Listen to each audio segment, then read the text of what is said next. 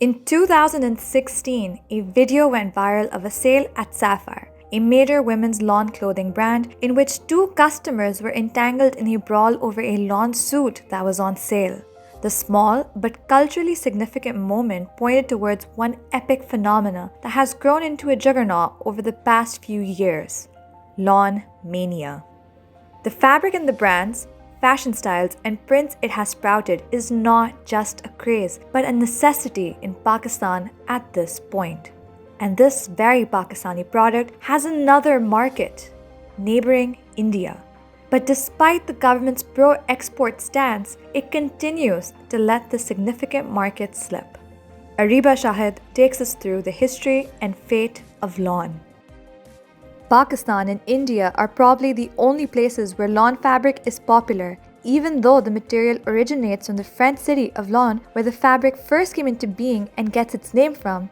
It was a light, sheer cloth with a close weave that was breathable and used to make skirts, children's clothes, and handkerchiefs. The material was adopted by the British, who found it both breathable and ideal for printing chintz designs, which they were obsessed with. When the subcontinent was partitioned in 1947, most of the lawn production units that had been set up were on the Pakistani side of the lines drawn by Sir Cyril Radcliffe. In the immediate aftermath of partition, when Pakistanis would travel to the Indian side of the border, many would frequently be asked by people in India if they were willing to sell them lawn. And for the first 2 years after partition, lawn continued to sell in Indian markets like it always had.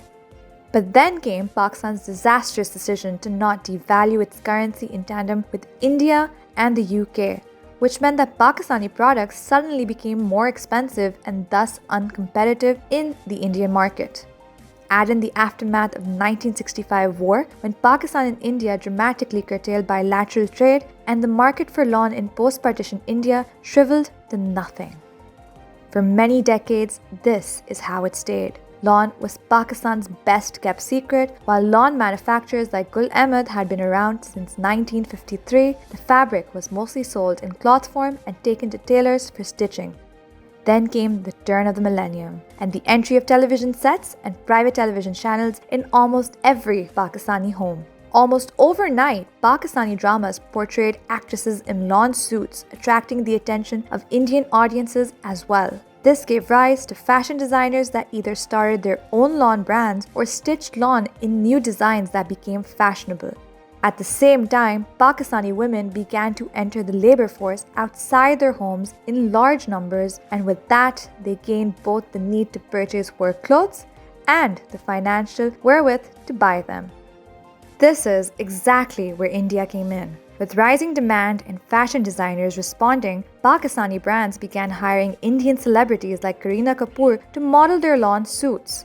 This meant that the negligible demand for lawn in India saw a boom, and by the mid-2000s, lawn suits were brought into the mainstream Indian fashion market and have since only seen a steady increase in popularity and demand. But even as Indians became accustomed to Pakistani lawn, a souring in diplomatic relations meant the supply chain would have to go out of its way to get Pakistani lawn into India.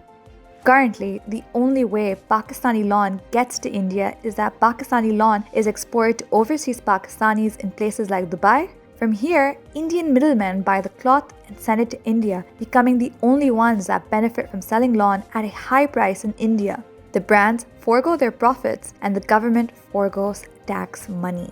Then there are other complications, for example, the replica business. While in Pakistan, the replica makers and sellers are infringing on the intellectual property of brands while selling lawn, Indian replica makers and sellers sell the same design, but on Indian cotton fabric. The difference between the two fabrics easily missed when one is not used to lawn. But the end result is the same. The Indian retailers win, and Pakistani brands continue to lose. While Pakistani lawn suit sales may face ups and downs throughout the year as the relationship with India has its ups and downs, Pakistani brands need to expand their international presence and revamp their online operations to reach a larger number of individuals across the world.